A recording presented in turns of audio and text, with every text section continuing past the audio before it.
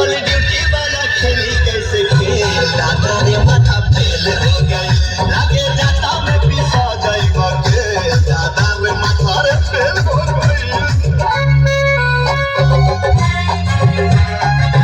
गुलशन भैया बहुत सुंदर क्या बात है गुलशन जी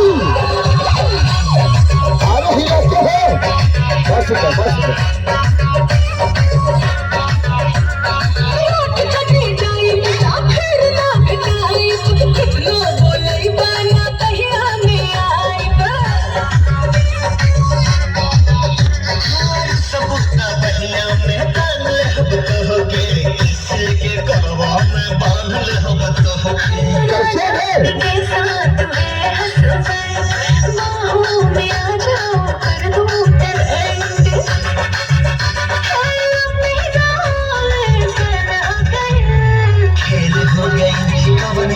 डबल ड्यूटी वाला खेली कैसे खेल दादा रे माथा फेल हो गई लागे जाता में पिसा जाई बके दादा रे माथा फेल हो गई।